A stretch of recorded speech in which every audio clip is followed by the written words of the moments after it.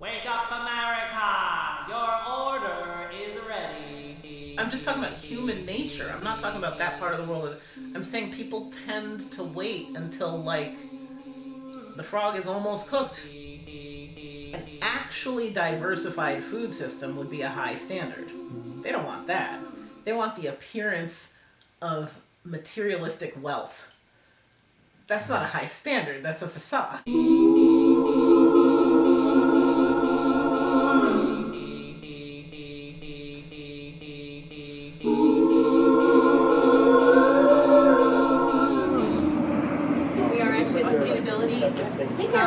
need to fight for our freedom, for hoophouse. I mean, look around. This is like all these people that are like, I'm excited about local food. We got to change the way we're living in DuPage County, and we're doing it. We're doing that tonight. So, yeah. She is one of our supportive neighbors. I walked the streets and did a petition. Oh, wow. So I talked to everybody who's within line of sight. I mean, all these people who have vision from the backyard on this block and that block.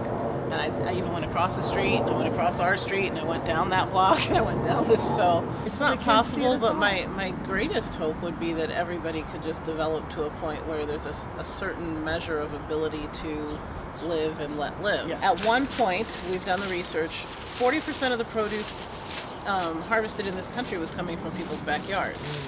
Wow. And when that much stuff is being produced in people's backyards, people have like a familiarity with food and the mechanism used to develop food. It's not foreign, but we're so far from that now that anything that relates to food production is not familiar to people. What's familiar is what, like, the grocery store display. I moved here from the East Coast where the landscape is quite hilly. We have no use for water towers because our water pressure is not an issue. Wow. I moved out here and I saw these huge balls up in the air. And I'm like, what the heck is that? They were so outlandish to me. And I was like, they couldn't figure anything else out besides that. And now I've lived here long enough, you don't even notice them. It's a question of understanding the purpose. Right? And then you just develop. Can we head on inside and kind of see what's going on in there? The baby spinach has been this size, but you can see, if you're familiar and you know what you're looking at, with plants, you see they're alive.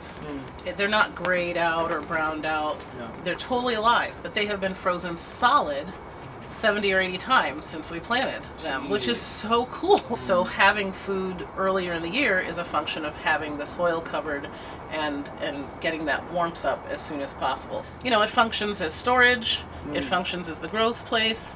You know, it's good in a lot of different ways. We have fresh carrots in January. There's no miles, there's no food miles, you know, there's no petroleum on our food, there's no chemicals on our food, and we can get it when we need it. You can see that it's alive. Absolutely. Now it's alive. So in February, it is living Yeah. thanks to this. When I want to make a salad or make my cream of greens soup, I don't have to fly it in from California, which is where the miles come in.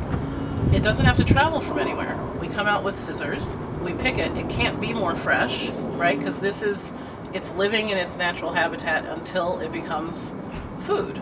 And I think a lot of people don't also realize that food, as soon as it's picked, starts to lose its nutritional value. It starts to degrade. So you're already, like, when you're picking straight from your garden, you're eating the most healthy vegetables you can eat. Right. Wow. Here you can see it's moist, and we haven't watered in months. And I don't know, can you see these are little teeny baby worms? And that tells you that the life cycle of the worm is being extended. That's one of my biggest, I don't know if you call it pride, but it's very satisfying to see that confirmation. If the worms are happy, we're doing something right. You know, like, you can't fake that. I mean, nature doesn't fake abundance. Like, you know, if you strip nature down, it's not going to be, you know, you're depleting things, it's not going to respond. But when you see all that vitality, Little did we know that that video was going to garner 5,700 views and be seen all around the world. We were incredibly humbled. In fact, there was one person in particular who reached out to us from Denmark. Her name was Ellen Peterson. She was a graduate student at Aarhus University. And she said, I am so excited about what is happening in DuPage County in terms of sustainability and how it's affected by policy. She decided to do her master's thesis on sustainability in DuPage County and how it's affected by policy. So she said, I would really love to collaborate with you. Would you put me in contact with anyone you know who is being prevented from living a sustainable lifestyle by their local government? To which, of course, we were like, first of all, like, is this a scam? Like, this can't be true. This is too good to be true. But it was real. And so we were able to, like, put out a video and say, have you been affected by local governments who are preventing you from living your sustainable lifestyle, whether it's on religious reasons or moral reasons, whatever your reason is for living sustainably, have you been prevented? And we had a ton of people reach back out to us, and we were just inspired by all the stories. When you hear these stories in isolation, sometimes it's kind of hard to draw lines to connect the dots between these isolated events, because sometimes it seems like every other year, every 2 years, maybe there's someone who says, actually, I should be able to do this, and then it kind of goes away, right? But when all these stories were flooding in of people that were like, I was prevented from having bees, and I had a duck, and I had, a laundry line, and all of these different stories, I didn't want to have a cement driveway, and I was forced to have one. All these stories, it was just really inspiring. Yeah, so I'm ready. Are you? Yeah. So Nicole, I want to introduce you to Ellen Peterson from Aarhus University, and I think I'm just going to let you take it away, Ellen, if that's all right. Yeah, of course. I know you probably told people this story many times before, but can I get you to just overall tell me about how it all started with the ticket and then where you are now in the case? At the beginning, when we got the first citation, I imagined happily that if I went around to my neighbors and simply knocked on their doors and said, hi, my name's Nicole, I'm the one with the hoop house, are we bothering you, is there any trouble? And if I could find out who we were disturbing, that we could talk it out and explain what we're trying to do and see if there were any concerns or whatnot. I didn't know who the neighbor was, but in the process of doing that, I found extraordinary support for what we were doing. And I did eventually find out the neighbor that was concerned. Did you talk to the neighbor who filed the complaint? The neighbor is not interested in speaking with us. We do have children who attend the same local elementary school a few blocks from our home, so we walk. And I've made the attempt to speak to the neighbor when we're in transit between the schools, just sort of casually. And they've crossed the road a couple times, so it seems clear that they're not interested in communicating about it, so we've left that alone. But we do have tremendous support from our local, the immediate community is very supportive. The community loves it, except for this one neighbor. So that's where we are. There's the legislative, which is completely stalled out at this point. There is no movement legislatively. And then there's the judicial, where we keep getting continuance after continuance after continuance. So that's where we are. You said that they weren't aware of what kind of codes you were violating at the time. So, and that seems a bit off, right? The city doesn't have teams and teams of people going around checking everybody's property. It's a modest workforce at the city to enforce codes and check out code violations. So when a neighbor complains, that is usually what triggers an investigation. So if a neighbor doesn't complain, if this particular neighbor hadn't complained, we'd probably not have a problem.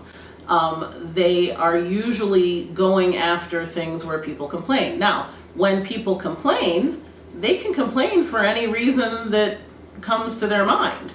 people are not complaining about a hoop house or any particular thing because they say, oh wait, this is section 2, part 4 of the code. No, they're not complaining for that reason. I also thought all these cases were so interesting because I obviously haven't been to the United States at all, but I see it as, promoting it's the land of the free, and very much concerned about the private property rights. And there's just a conflict between what the case is and then what I thought of when I thought, United States, and how when it's private property, I just assume that you could do whatever you would want to do on your property, right?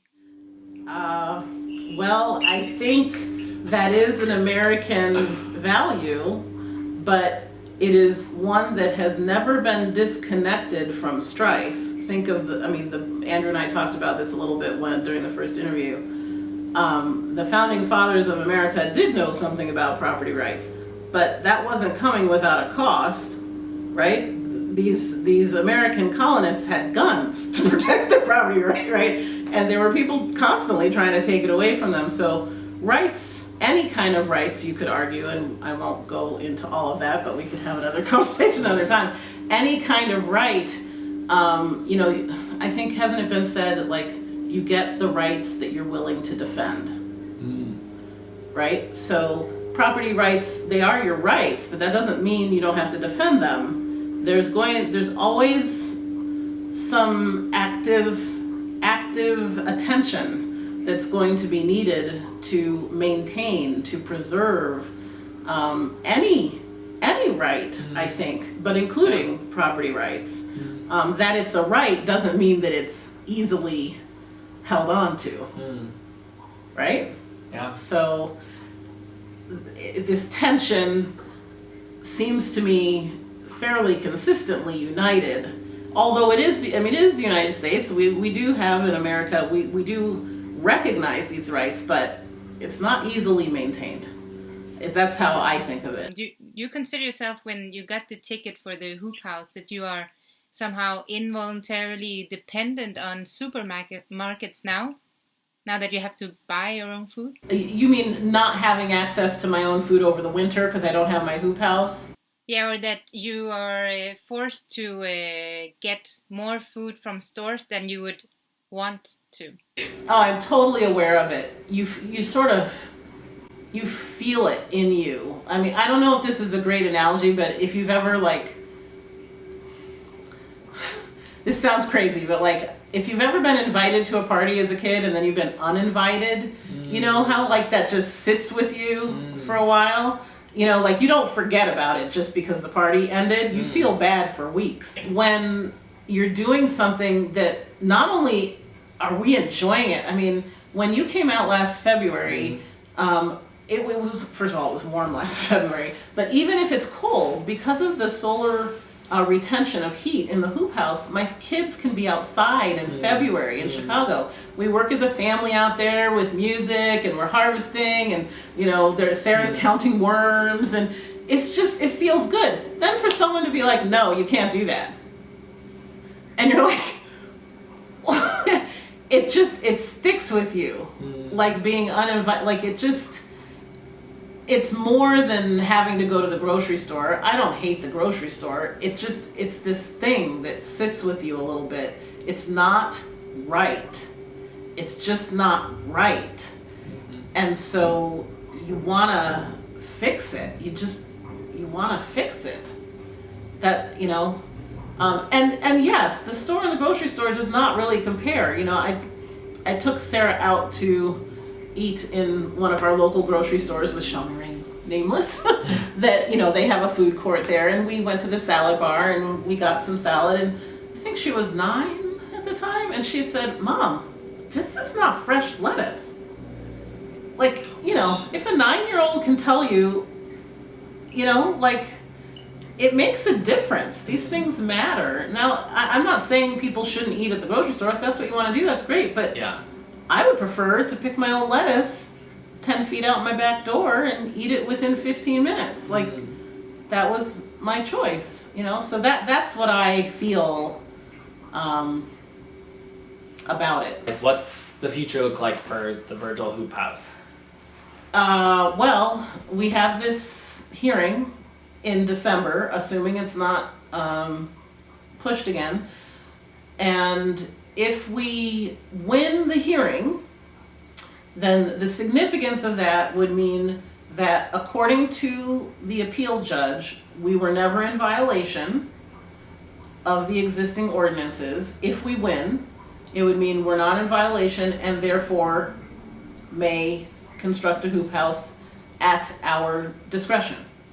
If we lose, then that means that the appeal judge has determined that we were in violation, in which case then we would need to go the legislative route and get an ordinance written that pertains specifically to hoop houses. And again, in my research, I did find several municipalities that mention hoop houses specifically with parameters for height and width and, materials and, a percentage of year that you can have it up. And so you don't have to reinvent the wheel here.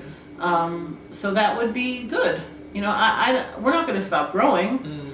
In a scenario where it doesn't go your way, and you said we would need to go the legislative route, create an ordinance, do you perceive that that is something actually feasible?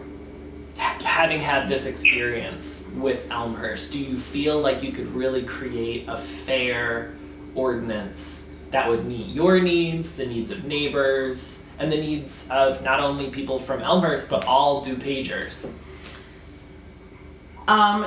It's possible if we have enough support. The current disposition at City Hall is not going to be responsive to me alone or to my family alone. But if enough people in Elmhurst want it, then we can do it. Cool. But there's got to be critical mass, enough people wanting to support it. And, who knows, maybe more people, even the community garden in Elmhurst, they I don't know. I don't know how it's got to be organic. Sure. I know that. Would you prefer to have a hoop house ordinance? Because say there's someone coming up behind you who also wants to do a hoop house. If we just move forward where it's okay, well, you're all right, you can do it, but there's someone else maybe where one of their neighbors complains. Right. Would it be better to have an ordinance on the books that says this is allowed, these are the rules? Right. So in my sense of utopia, I think those rules exist already in property rights. I think it already exists. But since we're not in my sense of utopia, the current political environment seems to warrant some kind of protection for this benign and productive activity. If we were, my brother bought a house in New Hampshire where things are much more sort of libertarian. Things are very sort of locally governed. Neighbors are talking to neighbors. There's a lot of people growing a lot of stuff. In that environment, you don't need to write every little thing down that you can do on your own property. But we're not in New Hampshire. So perhaps it's the better part of wisdom to protect it here. I would prefer that the rules that we have already could be understood, namely property rights. Our Constitution has, the Bill of Rights with the amendments after it. The 10th Amendment says anything not expressly here enumerated for powers in the federal government, any power not expressly enumerated for the federal government remains with the states. I think, as you just pointed out, not the way that DuPage County did it, but I think the proper role of government, because remember, the power in our country comes from the people, right? We have taken a portion of our power and loaned it out for them to make rules. Therefore, anything not expressly given to them, even at the municipal level, remains with me. Yeah. Right? Powerful. If I haven't given it to the feds, it remains with the states. If I haven't given it to the state, it remains with the region. If I haven't given it to the region, it's with me. The power is with me. That's what that means, right? So I didn't give you that power, which means I still have it. That's how I relate that. So again, I don't think I have the right to infringe on someone else's rights, but neither do you have the right to infringe on mine. So there is no noise pollution from my hoop house, there is no odor, there is no problem, and someone's aesthetic opinion about its appearance is not justification for shutting down a benign and productive activity. In that case, I would be calling it every day, like, lawns are ugly. Get rid of all the lawn. Nicole, thank you so much for your time today. Absolutely. And contributing to not only our organization and in our efforts to kind of illuminate what's happening in DuPage County, because I think a lot of this stuff kind of stays under the surface.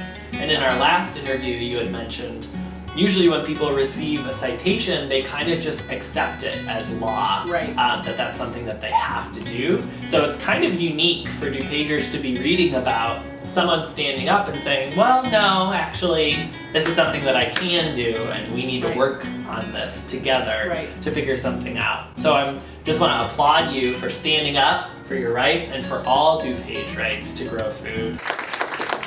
I also want to thank you all for watching that. As I look back at it, it's kind of weird because that last video was recorded in November of 2017, and the whole situation is different now from what you just saw. And all my thoughts that I had on the tape then, they've shifted quite a bit because I still had more hope in the integrity of our municipal system at that time. We were going through the appeal at that time, waiting to get a disposition.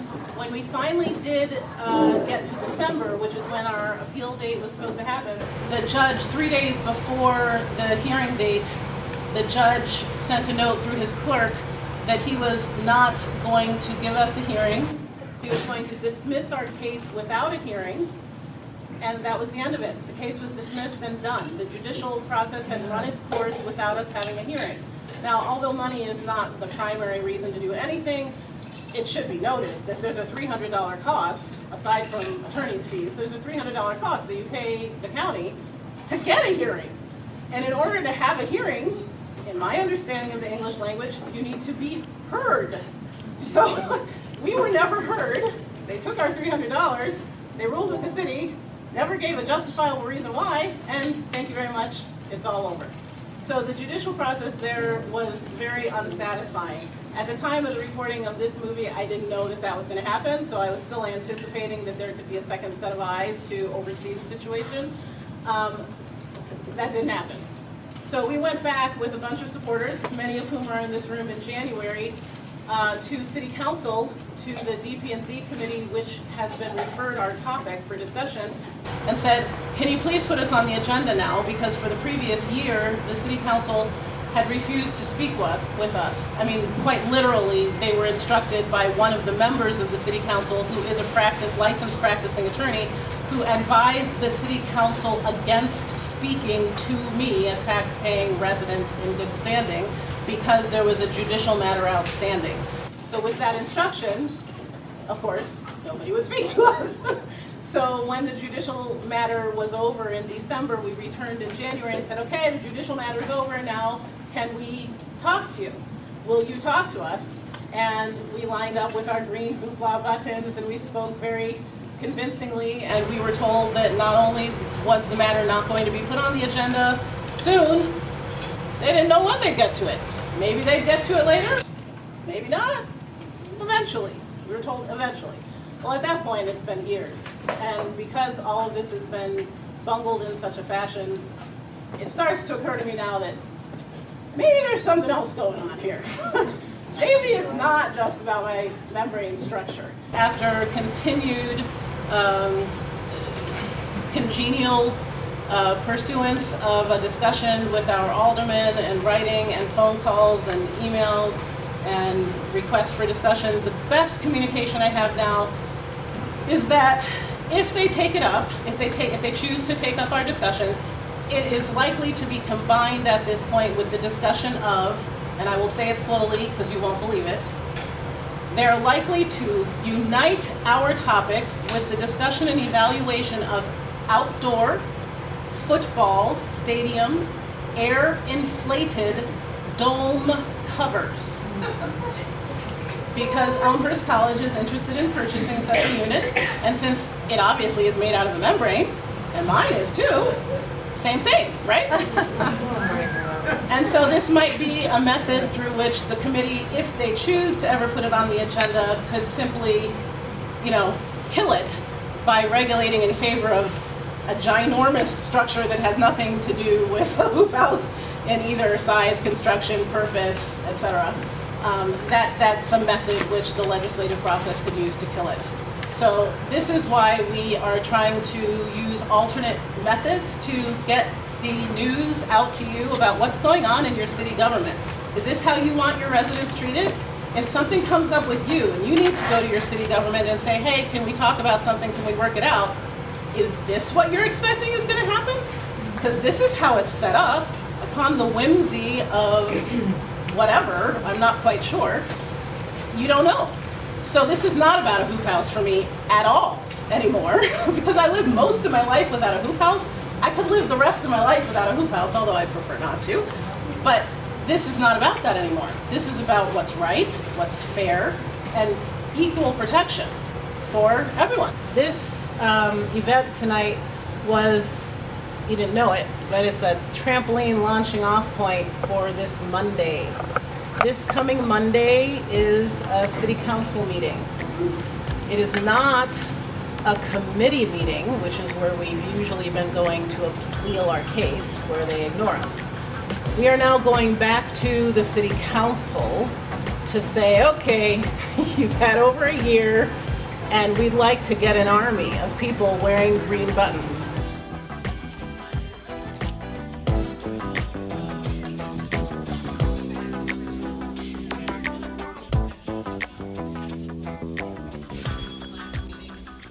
Elmhurst Cool Cities Coalition supports creating a new code or ordinance specifically to allow hoop houses in Elmhurst. It's there to extend the growing season so that you can start vegetables earlier in the spring and extend it into the fall. I guess I'm just so disappointed and baffled. I can go on and on as I did several times before. Gardening's fun and it's great and it's healthy. What people do in their backyards, so long as they're not harming anyone else, should have a wide latitude of permission. So I could see Nicole's backyard from my backyard.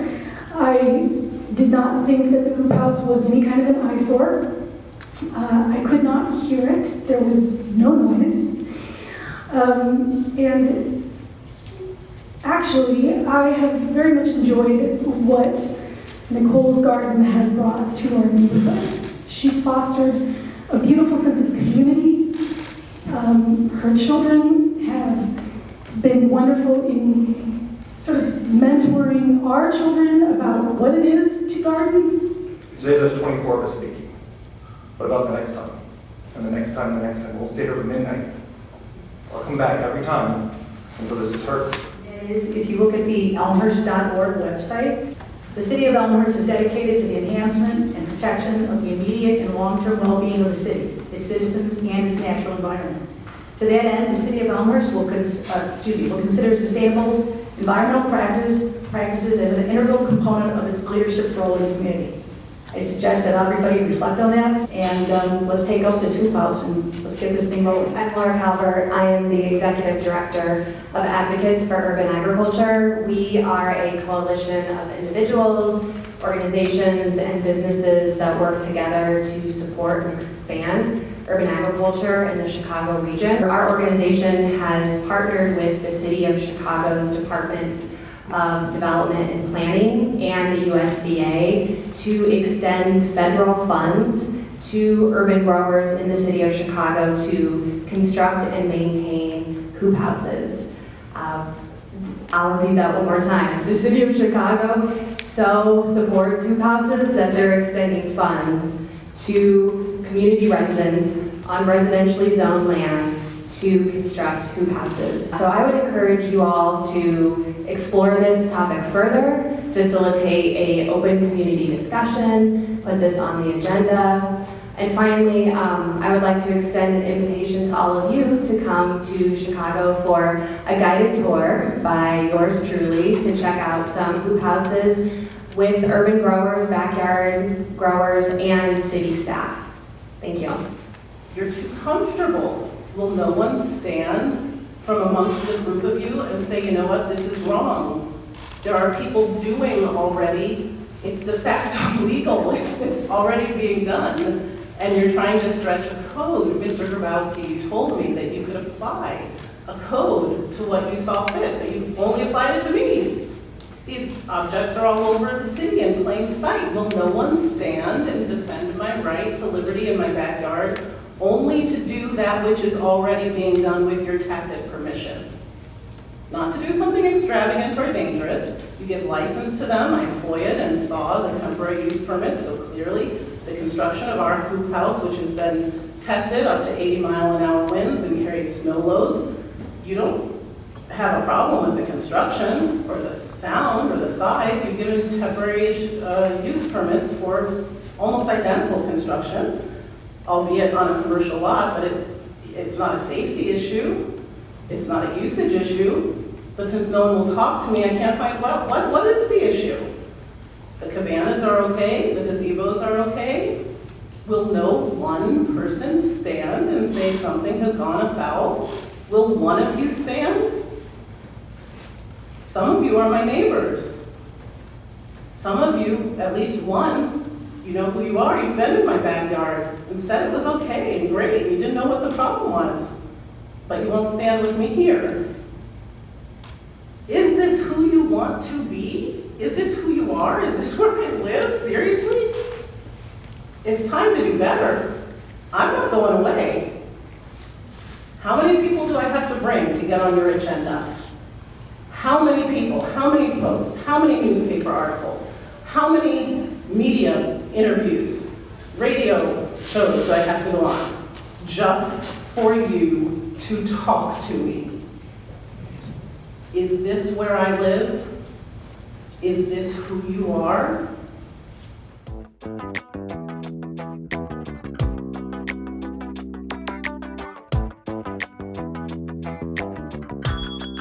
I'm here to oppose plastic and grade structures and raise the alarm about how they infringe upon neighboring properties and impair the quality of life of those living within the proximity. I struggle with trying to explain in words the magnitude of the infringement and how it affects the enjoyment of our property.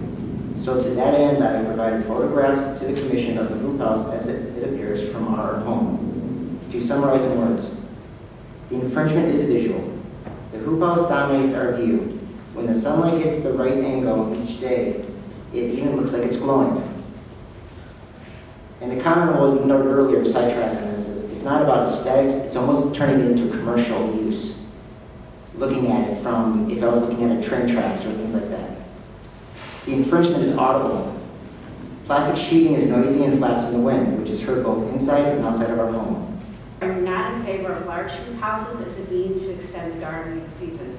I don't believe they meet high-quality construction standards, and I'm concerned about the potential for misuse. I wasn't going to speak tonight, so I'm not prepared, but I am a direct neighbor of the Virgils. I have some concerns about the rights of property owners and Big Brother telling me what I can and cannot do on my property. The hoop house, as far as I'm concerned, it was never noisy. It was not ugly to look at. It didn't cause any problems.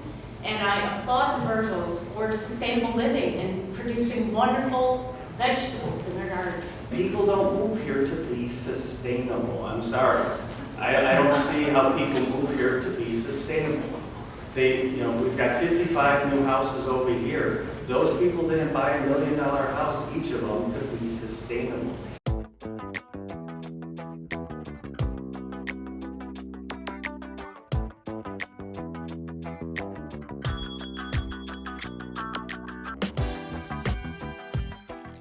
Recently, I followed conversations in the Public Affairs and Safety Committee on residential beekeeping. Ironically, the words hoop house and beekeeping can be swapped in many of these conversations, yet one initiative will be decided in a matter of months while the other is still being debated 2+ years later. There have been no conversations about whether beekeeping fits in the character of Elmhurst, whether committee members would want beekeeping in their neighbor's backyard, or whether a bee structure needs to be surrounded by a fence within a fence.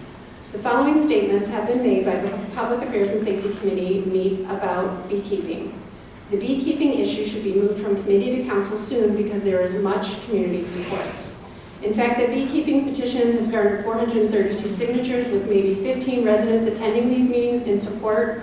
In comparison, the Hoop House petition has 1,243 signatures, and supporters have filled these very council chambers to standing room only on multiple occasions. This is a tremendous showing. At least we were able to say, they weren't able to say that there's no support, which at the last meeting they were saying there's nobody who's in support of these. We didn't hear that tonight, and that's because of you guys, and this is like incredible. So I really, I can't thank you all enough. We couldn't have gotten their attention this far without you. Thank you for coming. You're a superstar. When everything went down, everybody was like, you need to find out this, you need to find out about this lady in Elmhurst. And that's just for like Facebook people? No, actually the department, somebody whispered and told me about you first, and then some people at the City of Gary? Yes, and then somebody in the yeah, you're making rounds, and then somebody in the Gary Food Council told me that as well. Wow. Yeah. I think I was just telling them in the car, I think there's going to be more of us. There are more of us. Like, I think, because this is you think really it's going to spread? I think them coming after us is stupid. Yeah. And I think it takes some people who are willing to stand and be on the front lines first, and then other people come in behind who are like, well, I was trying to do, and I was trying to but I just didn't want to be in a big fight about it. Now we have to take the big fight about it. We have to take the big fight. It was just, I thought it was just oh so simple. Yeah. Just going food. Yeah. Okay. Yeah. So everybody doesn't know the total rundown yet. Okay. So give me the rundown on your story. So you bought this house in 2016? We bought the house in 2016, but we didn't come over here until January. It's a lot of work. Until January of this year? This year. Oh, really? Yeah. So you bought it in 2016 and you were working on the house? We're still working on the house, but we were working on the basics. We had to get it at least somewhat habitable. Okay. But the first thing I did was I put the wood chips out, because the wood chips take about a year and a half, 2 years to break down. Yeah. So that's the first thing that I did. So you did that back in like 2016, 2017? The first round of wood chips went down in November 2016. Okay. And then we got another round maybe in December. And then I started adding leaves. And then in 2017, that's the first year I put down some perennials. In 2018, I started with my annuals. So you would just come out here to like work on it, but you were still living back in Chicago? Or? We were living in Phoenix, Illinois.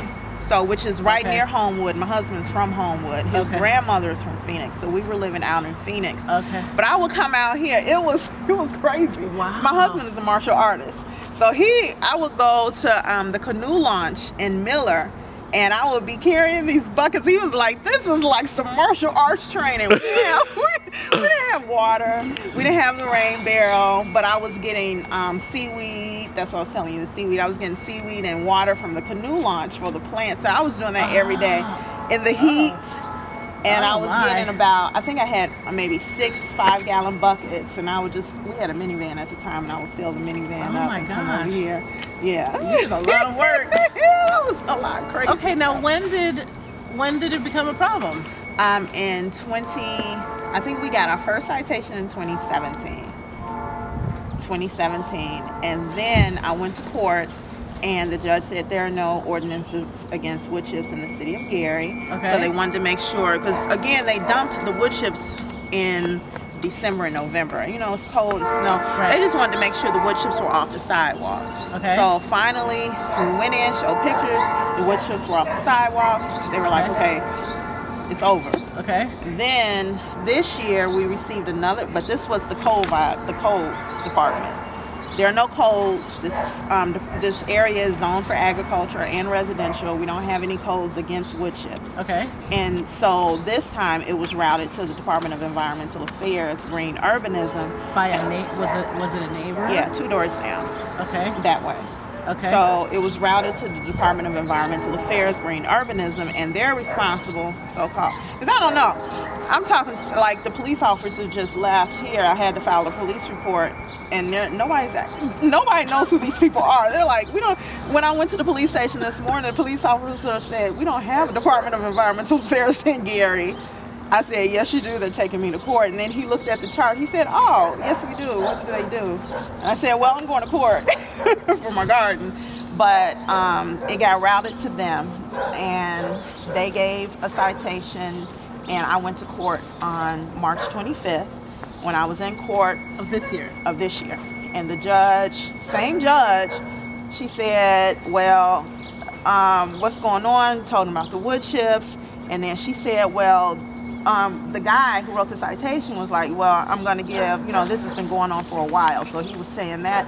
And she was like, well, what happened last time? And I told her, well, you threw it out because it was over, because the wood chips were off the sidewalk. She said, I don't remember that. She said, I don't remember. So we're going to trial April 22nd. And so my attorney from the Farm to Consumer Legal Defense Fund asked for a continuance because they were looking for people down on the ground in the Gary or Northwest Indiana area to handle the case. They couldn't find anybody, so she said, forget it, I'm flying in. Yeah, this is the hoop house. That's ridiculous. Your backyard? Oh, yeah. Backyard Yeah. space? I mean, come on. Yeah. I mean, I can see right now, all you see right now are wood chips. They're in when it blooms, take it's us, a lot of flowers. Take us around here. Where do you get your wood chips from? Well, we got them dumped by a wood chip company here, a local wood chip company.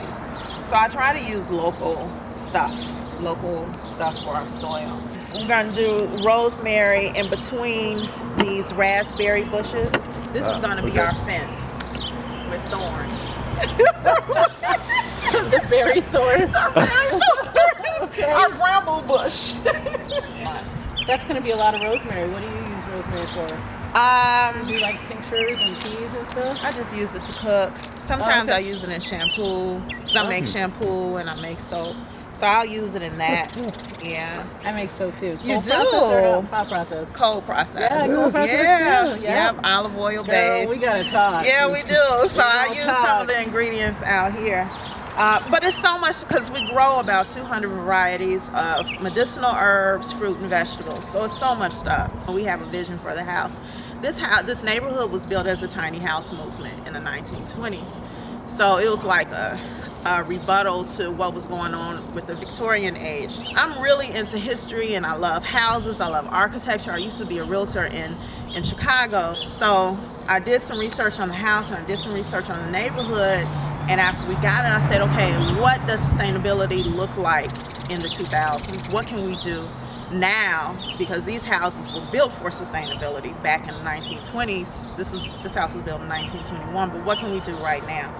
So we started with food because, I grew up, my parents had gardens.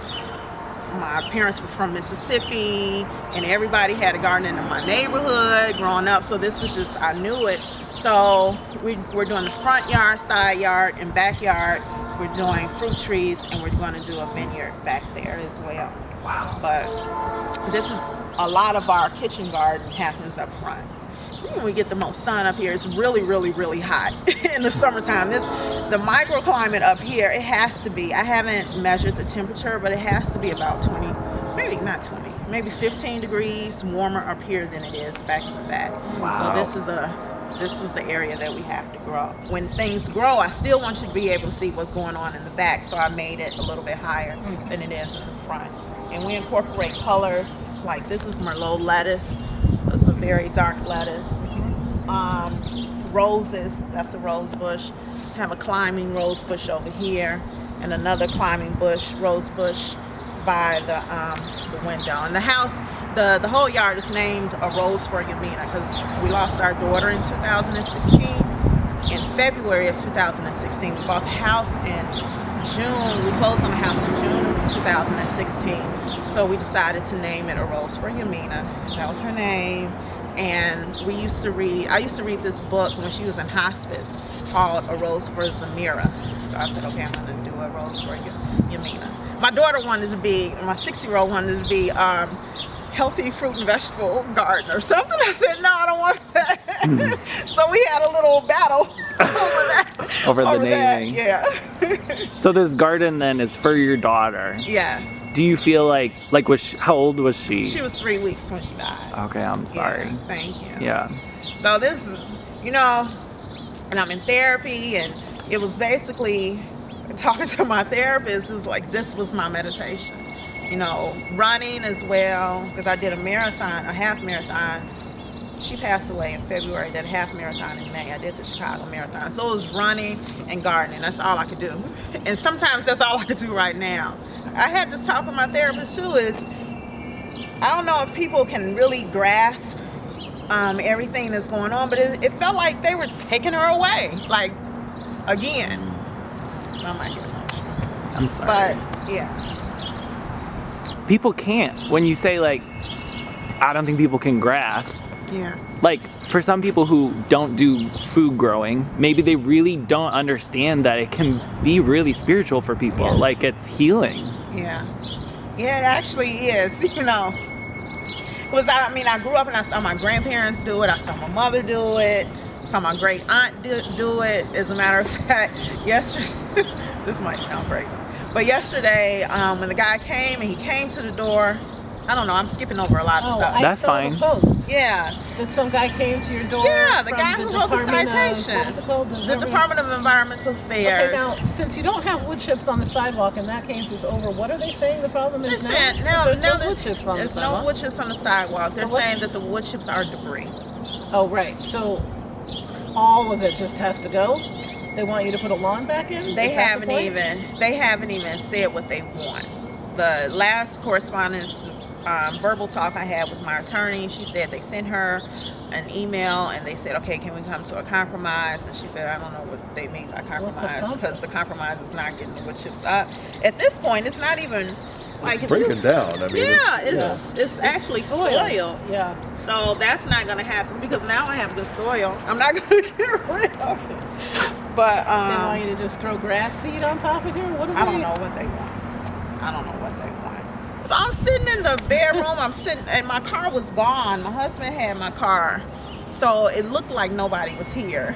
And so I saw him walking on the sidewalk and then walking up. So I ran down the stairs, and the UPS guy left a sign on the door, and he's reading the sign, and I opened the door and I said, leave the property immediately. So he ran over to Good for you. I'm like, my goodness. So yeah, that's another reason I don't want the children on film, because I don't know how far this is going to go with the harassment. Yeah. And she's right, because we didn't know how far ours was going to go either. Yeah. We thought we were going to have a meeting in December of 2016 and work on an ordinance, because there was no ordinance about hoop houses. There's still no ordinance about hoop houses in Elmhurst.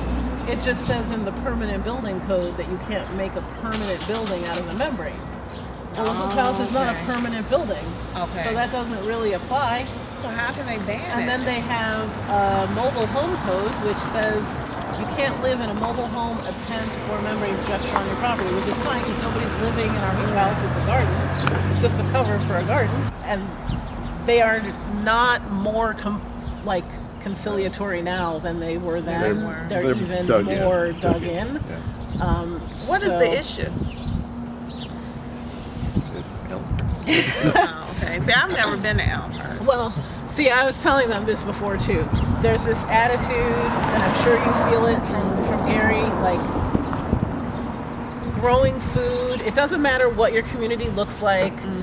People have, my observation is, there are a certain class of thinkers who believe that growing food and certain ways of living are kind of low class. It's lowbrow, right? Yeah. And so it doesn't matter if it's Gary or Elmhurst. It's the mindset of the person who has that. If the mindset of the person believes this is beneath me, it doesn't matter if you think you're here on the socioeconomic stratum or here. Wherever you are, they think food production is down here. Right. So they don't want it. And then when it comes to the government thinks they should be able to tell you, you may or you may not, we are done with you. Not realizing that they work for us. Whoops. Whoops. Yeah. We were told by our code enforcement department that they don't really keep notes on conversations that they have with residents because there's no reason to, because they go to a resident's home, they tell them to take something down, and they do you take it down. That's it. See. And I was like, they ran across the wrong people. But when a policeman gives you a ticket or a citation, he writes down the time, the date, the ordinance that you violated, your name, like you have to, and what you were doing that was wrong. There's supposed to be a paper trail for accountability, for transparency, and even then that can be abused, right? But that's the minimum standard. Right, at least you have a record. Right. First citation, or even the second citation that we got, it didn't list any ordinance. Ours didn't say an ordinance. Well, it said debris. It didn't have an ordinance in there, but it did say debris. Are wood chips not a commonly used material? So here's the thing with that. The Department of Environmental Affairs Green Urbanism receives grants from the USDA for urban agriculture. And the thing with that is that there are urban farms in the area about a mile away in residential areas that do receive grants, and they do use wood chips. I'm not a part of the clique, I guess. So, and I mean, that's the only thing that I can come up with, that I'm just not, I mean, it's not a community garden. Who's calling it debris? The Department of Environmental Affairs.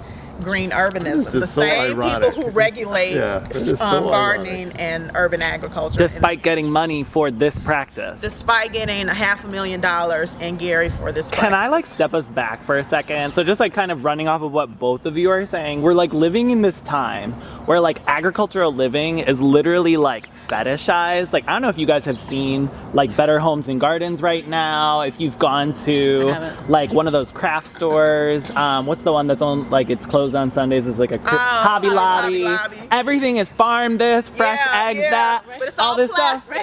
Yeah, but the thing, like, so like people, like you go to Instagram, like all of these ads are like, it's like fresh lettuce, look at me harvesting mushrooms, like all this stuff. So like we have this like heightened valuation of connecting to the land. We have literal dollars, like tax dollars, flowing into communities to support this kind of stuff. And in the meantime, it's literally, it's illegal to grow food in your yard. So it's like, what gives? There's money going into this to be able to promote these behaviors. We all agree as a society that it's beautiful, you feel connected. It's like this picturesque lifestyle, but we're not allowed to live that. Exactly. And what about, we don't say this out loud, I think we haven't talked about it that much in our case, but what about the fact that like as a society, don't we want people to be, we talk about the sustainability part, that's all good, it's all true, but what about the independence part? No, we they want don't want people to be up and on their own, right? No. Do they? Well, right. Okay, so this is what I'm saying, but like keep your hands Don't to step plow, out of right? line. Like keep Pull hands yourself about your bootstraps, and then when you have people trying to do it, the boot comes. Yeah. I was talking to this guy. We were talking about this situation, and he said, I said, man, Justin, I did not sign up for this. I'm just trying to grow food. He was like, well, Rosa Parks didn't sign up.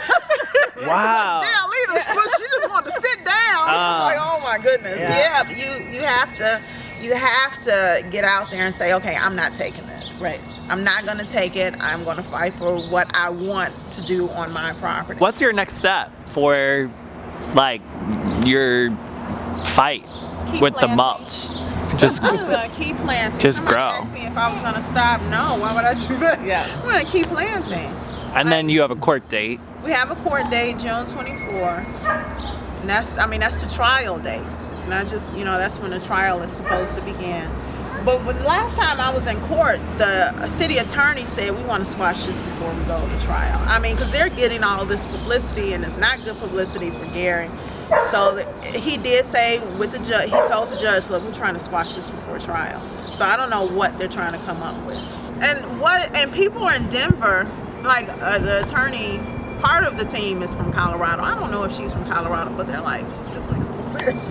Everybody grows food. That's what everybody says. I mean, most people have that response. We start telling them our story. Like you start telling, like some of the senators, I'll say, okay, so we're trying to pass this bill at the state level to protect our right to grow food through the winter and be able to cover the winter garden. And they're like, right. So what's the problem? Well, they don't want us to. Why? Well, that's the question. Exactly. But that's the question like, everybody wants to know. What? Like, It makes no sense. Yeah. I don't know. It makes sense. Somebody told me this, and it was very key. She said, when you are in a situation where you don't understand what's going on, it makes no sense to you. Understand that somebody at the top knows what's going on, and it makes a lot of sense for them. Yeah. So, yeah. But they're calling our place wood chips debris. Did you want to see some real debris or? Sure. Okay. Let's go see some real debris. Did you get a shot that shows that there's no roof, Andrew? Oh, I'm getting one right now. Boarded up across the street. And this house had a for sale sign too when we first got that one. There are really no real grocery stores out here. With fresh produce. I know there's one, a little bitty one in Miller, and they just put this very tiny produce aisle there. But if I want to cook something tonight, I'm not going there because it will be a headache because I won't be able to find everything I need, so I have to go and cross the state line. So tell me, what do you think the average person around here is eating? Oh my goodness. Because everybody's not going to Nicole. Cherville, everybody's not going to Calumet City to get fresh produce. What do people Nicole, eat? What do they feed their children? This broke my heart. And then I posted this on Facebook as well. This really, really, really broke my heart. The day that the Post-Tribune put our article out, it was in the Post-Tribune. It was in the printed edition. So I went to the gas station over here, and it was about 8 o'clock at night. It's about 3 mothers with, children, and they're buying honey buns, they're buying Flamin' Hots, they're buying pops, well, soda, I don't know what you say.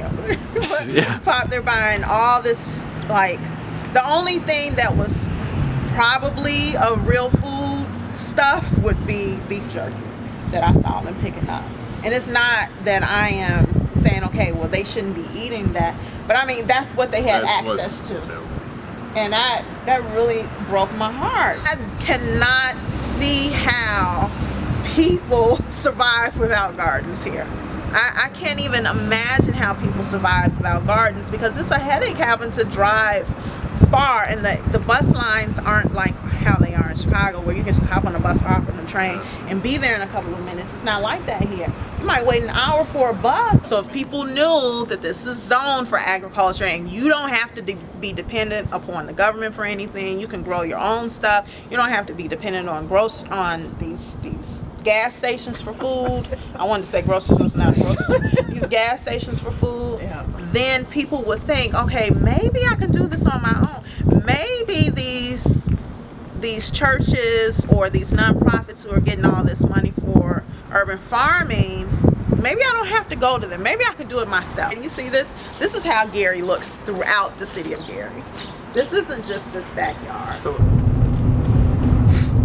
This is Faith Farms in the Emerson area of Gary, and they use a similar method of growing that we do with the wood chips. But I think they're using the wood chips more so to keep the weed pressure down. So it's a common practice to use mulch. To use mulch. Yeah. And I used to volunteer for this orchard over here. It's separate from Faith Farms, but we use mulch over here as well.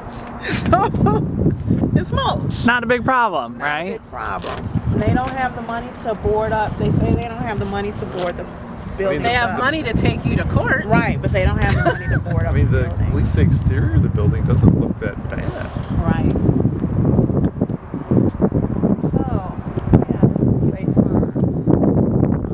Ajay, I really want to thank you for spending the time with us today. We will definitely, this is the beginning. Yeah. Right? This is the beginning. Yeah, this is the beginning of a friendship, of a collaboration. Yes. I mean, we'll get the wood chip issue taken care of. We'll get our hoop house eventually, because we won't. What we know between us is we won't quit, right? Yeah. So we can't quit. Quit That's and not do even what? an option. Right, quit and do what? That's not an option. Quitting and go to the gas station to buy food. We're gonna quit and we're gonna eat honey buns.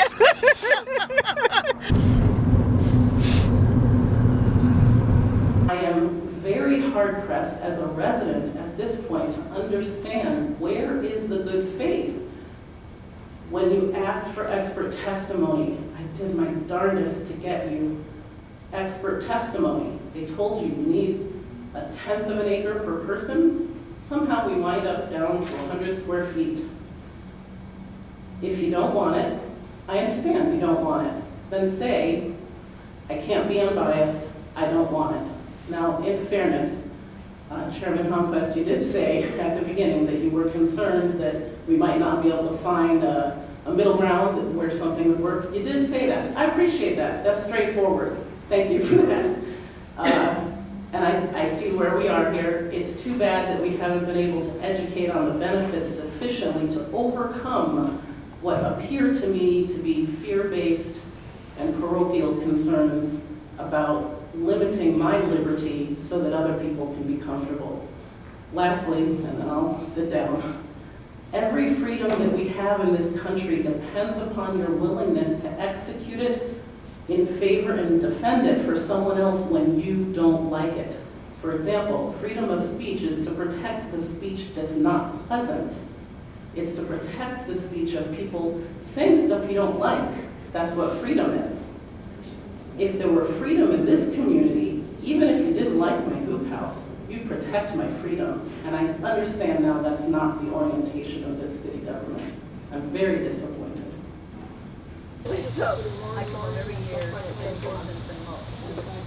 Hey, Andrew. Hi, Aja. Thank you for coming. Oh, I'm so happy you came. Look at my ashy feet. Oh, ashy feet. I got ashy feet, and you have a better pedicure than I do. So stop. We'll zoom in on my ashy feet, because my coconut oil stops here. Coconut. I mean, it's a gardening thing. Alright, let's do a little tour, because you're gardener. This is beautiful. Is this a part of your documentary too? I don't know. I'm just doing stock footage tonight. I assume that it might be kind of cool. Like, oh, we built community around like the group too, because she invited most of the people who did the hoopla stuff. That would have been December 2018. I was already talking to a state legislator. So our legislative session starts early February. And so we were already in discussions with state legislators about presenting a bill. So the City of Elmhurst said no early February 2019, and right then, within a matter of weeks, our bill was presented at the State House in Springfield. So usually a bill can take several or many years, as 6,000 to 7,000 new bills are presented every legislative session. 6,000 to 7,000. Right, so you can understand, ain't nobody got time to read 6,000 bills. Yeah. And so the ones that are new, nobody has any familiarity with. It's in the hallways and the negotiations where people start to understand what's going on with a bill as people talk about it, not just because it's presented on paper.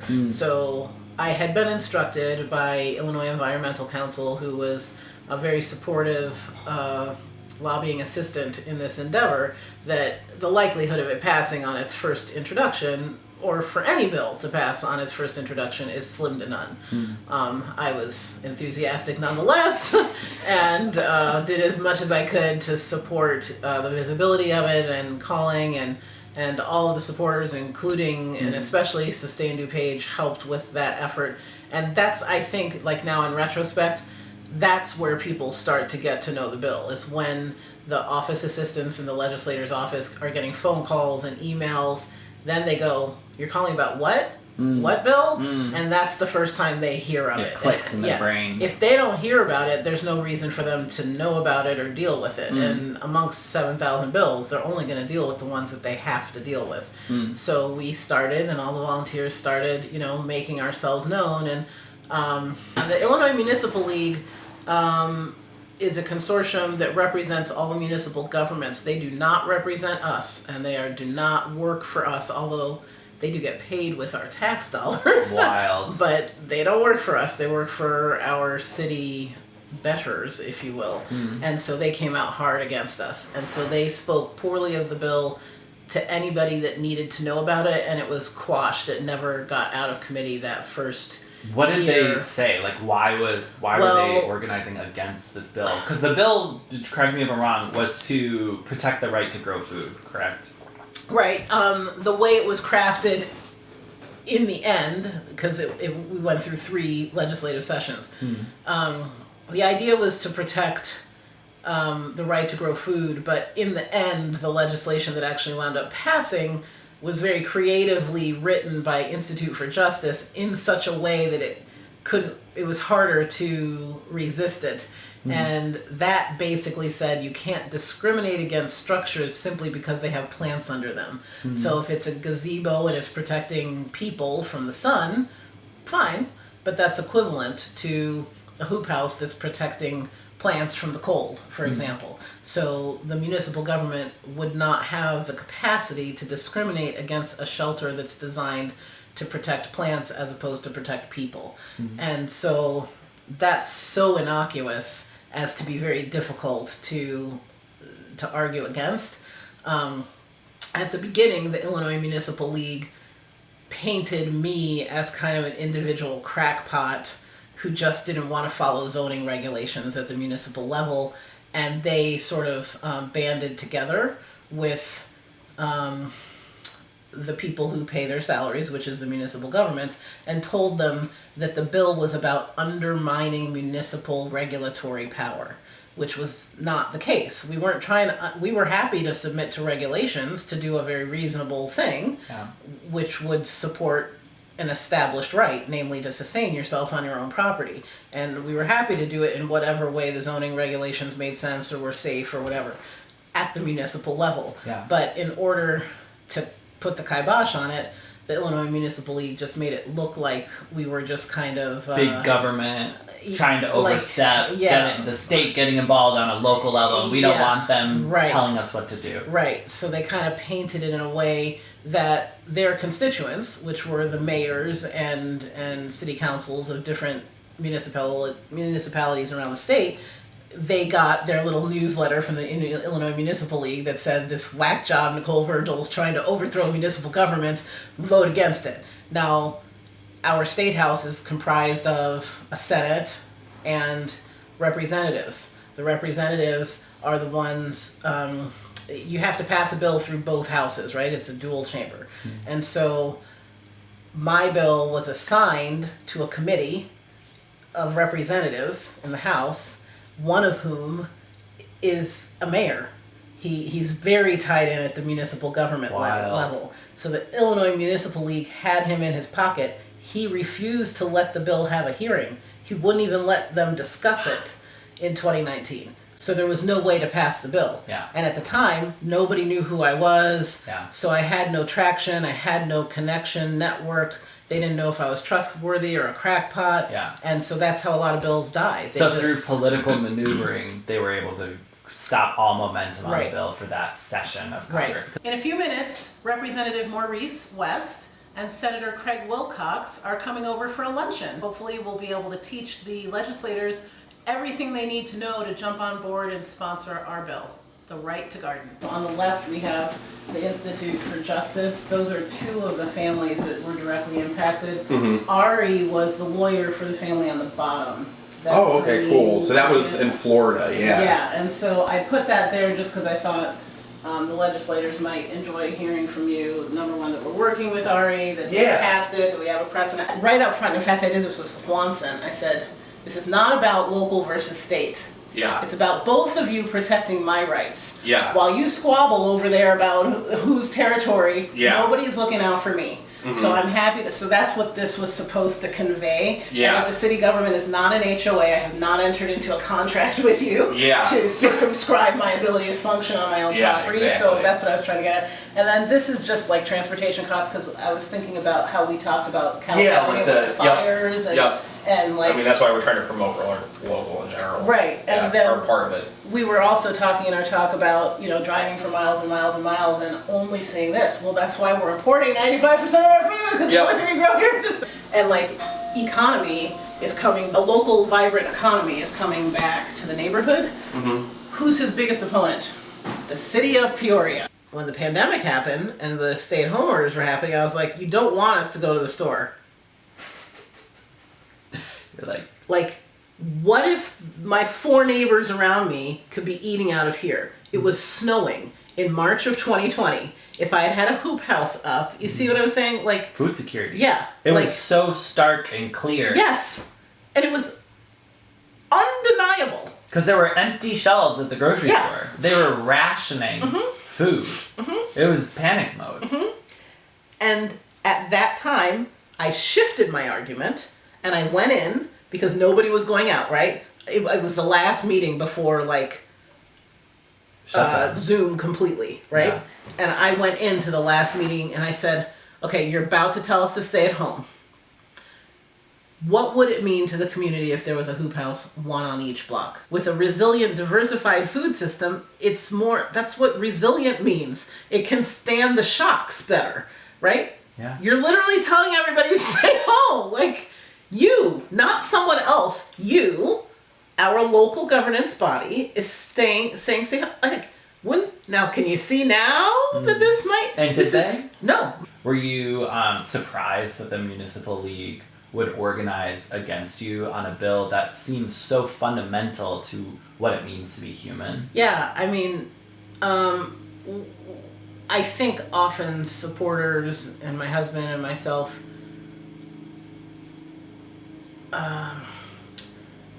had musings along that line for the 6.5 years that this has been going on. Like, it's food.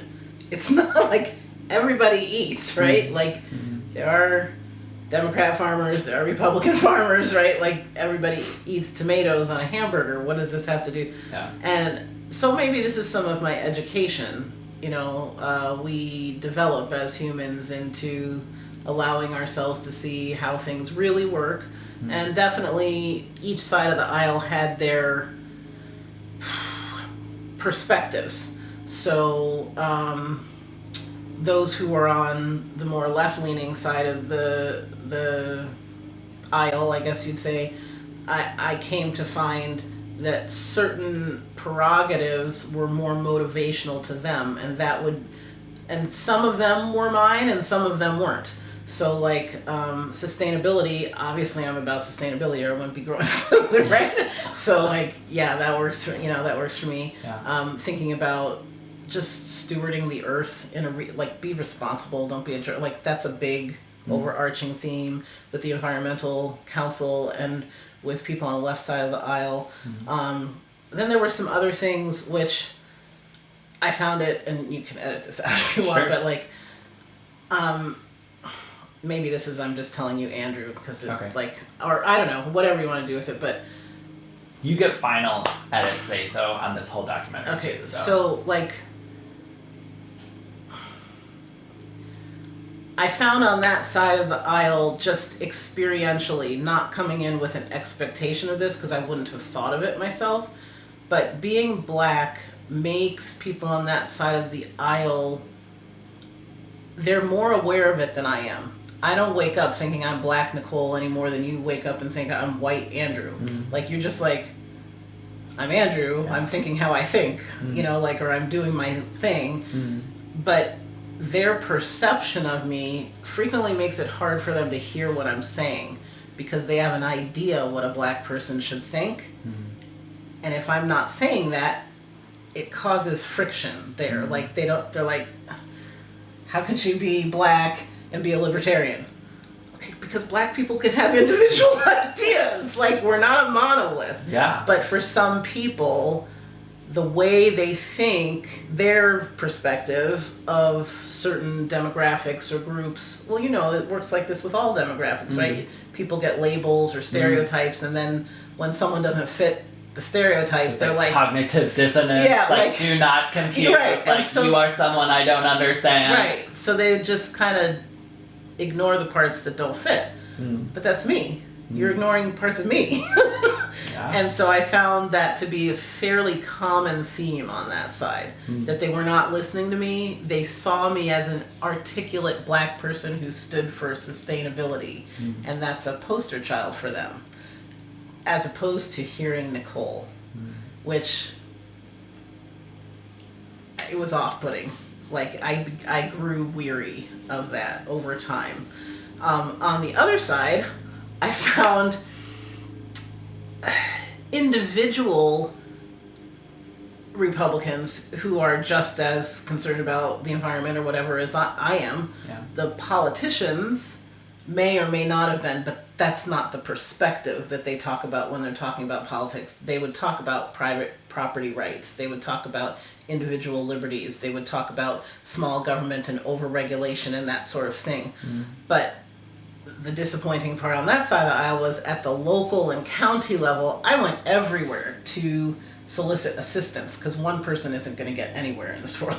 Yeah. So I went everywhere, including to Republican groups, the Young Republicans, the Tea Party groups. So I would talk to anybody, and they would applaud for me, but none of them showed up to meetings.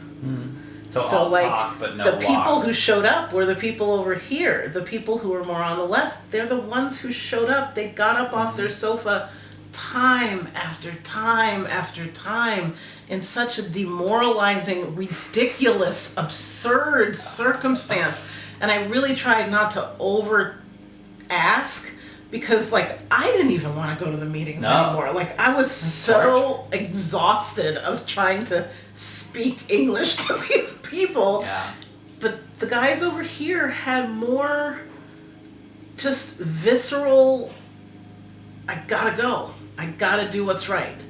And for better or worse, the people over here, they have their ideas, but they wouldn't show up for it. So even though I agree with property rights, like what good does it do if you don't you gotta show up. Yeah, participate. If you don't show up, I don't know what to do with that. Yeah. So like, it was an education for me. Like now after 6.5 years, it's kind of sobering, like to see like, there's good people everywhere, but there's some fatal flaws in the system too. Like, I don't appreciate being stereotyped and lumped in to the point where you can't hear what I'm saying. I try very hard to measure my words and speak clearly. And for them to kind of get whitewashed over, I don't appreciate, like, that's not a small flaw to me. And at the same time, I don't like wasting my time talking to people who are like, yeah, hi. Like, you know, so that's kind of sobering, you know, and I'll jump ahead one note. At the end of all of this, when things were successful, the City of Elmhurst, I guess there's been kind of an impulse to some people by our example. It's gotten bigger than me at this point, so I don't know who all is moving pieces, but the chicken discussion has come back up again, and I've been, will you join the chicken discussion? I'm like,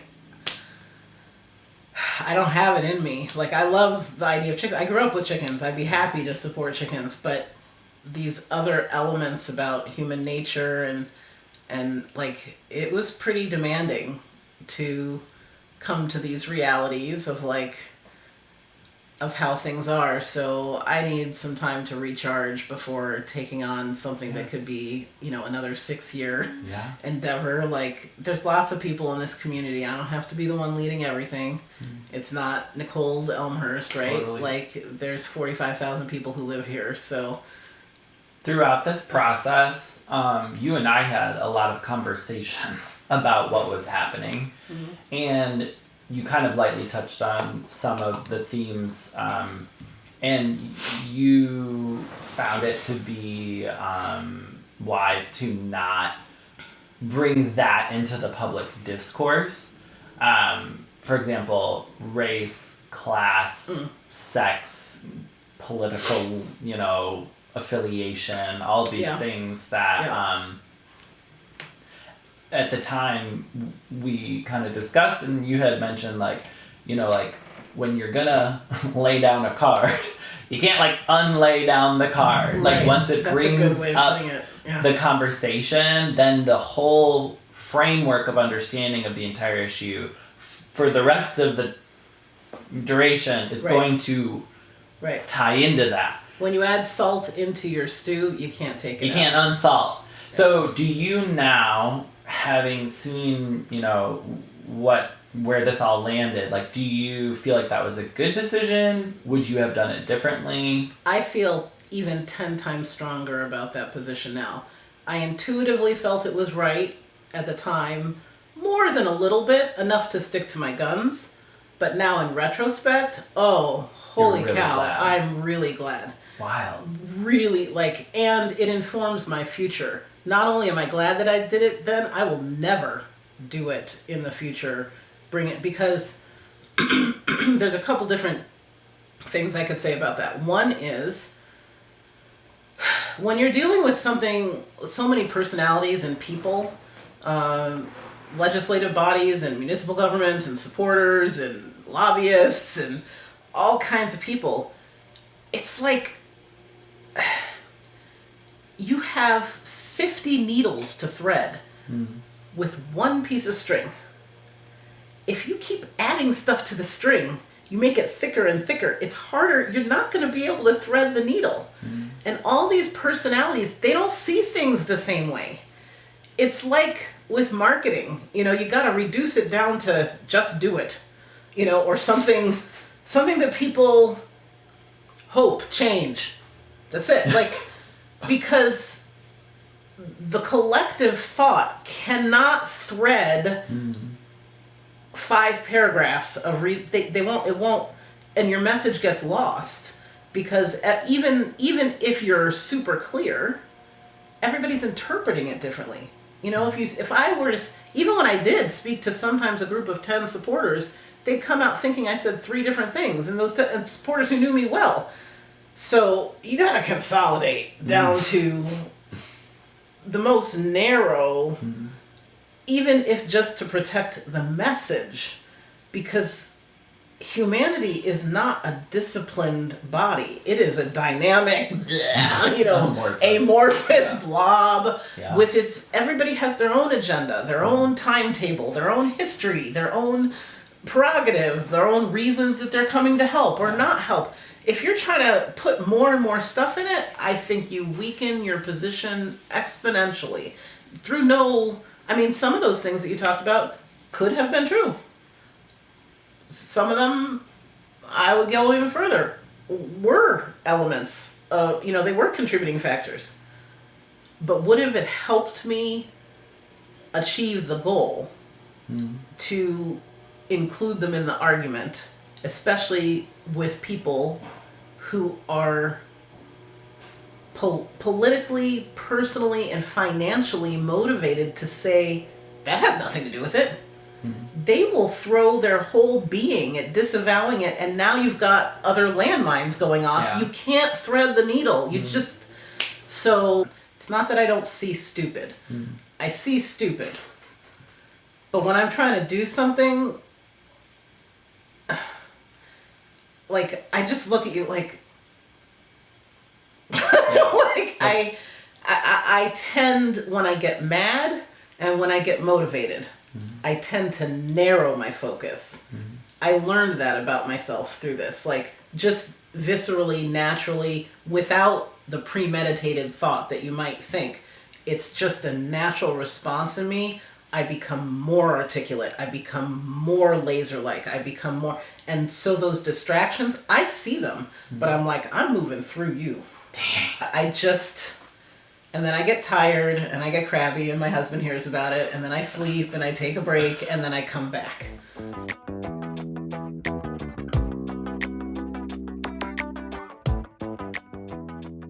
I rallied the Hoop House supporters one last time. We did a huge email campaign, and when the statute went from the committee over to the 9-member Zoning and Planning Commission, they were inundated with over 100 emails from local residents saying they were on message, but they were all unique. No copy and paste, no templates or whatever. But we asked for up to 400 square foot maximum instead of the 120 square feet. The reason that the USDA and RCS left the other mechanisms unspecified is because the grower knows best what they need to fit their situation. And the grower, in our case us, who's trying to grow food, is the one with the highest interest in making it work, because we don't want to crush our crops. Of course we don't want the thing to fall in the plants. That would be counterproductive and a waste of money. So we have the highest interest in making it work. Please understand, they don't know what would work and what wouldn't. Yeah. What's the criteria? We would be applying to them for something that they are not in the position to evaluate. Right. That's why I had to walk out at a certain moment. I was like, I just am gonna yell something if I don't leave the house. Yeah. At which point, after 6.5 years, all of a sudden they were like, oh, well, you can just design something to allow for the ventilation, which we're like, yeah, we could have designed something 6 years. In fact, we did design something 6 years ago. It's just like and submitted it. It's in your paperwork. Right. How are you feeling now that you're like, oh, like we actually are gonna be allowed to just live our lives and grow food for our family? If there had been one moment where the whole thing was won, I might have been like, woohoo! But there were so many moments where it was like, we won the state bill, yay! Oh, but now we gotta fight Elmhurst. Okay, now like, and so it's just been like a little win here, a little win here, a little like, so like, I almost can't believe it. It's a relief. I'm glad I didn't quit. I learned things about myself and the world that I would not have otherwise learned. I met some really great people, yourself. I would not want to have to do it again, but if you get in my way, I will. Like, I'm just trying to do my thing. Let that be a warning. The politicians are, what? 1% of the population. We are the people. We the people. And if the people don't want to be free and they don't want to do the work, you know, like it's like with growing food, right? A lot of people are like, oh, I'd love to have fresh lettuce, but I don't like to get my hands dirty. Okay, well, you don't really want fresh lettuce then, right? There's work involved. There's learning involved. You have to figure out what to do with slugs. You have to figure out what to do in a drought. You have but the benefit. Even I just try to teach my kids, like with seeds, do you see the abundance that nature offers? It doesn't take that much work to get thousands of seeds so that your good can multiply. But not without the work. There's work. And that's what I would like to see, is people be willing to work for their own liberty. That is a more powerful force. The politicians will do what the people require them to do. Elmhurst didn't do anything nice for me. They did what ultimately they were forced to do. The body of people, you guys, you can require the politicians to make policies and to govern, and they will govern according to what we allow them to do. You don't know when you're starting what's going to work and what won't. But you can make a decision to not quit.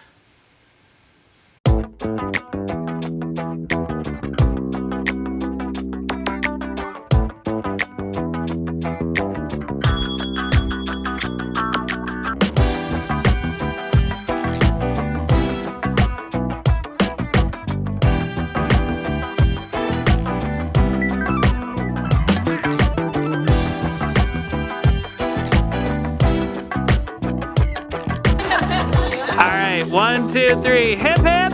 Hooplah! Hip hip!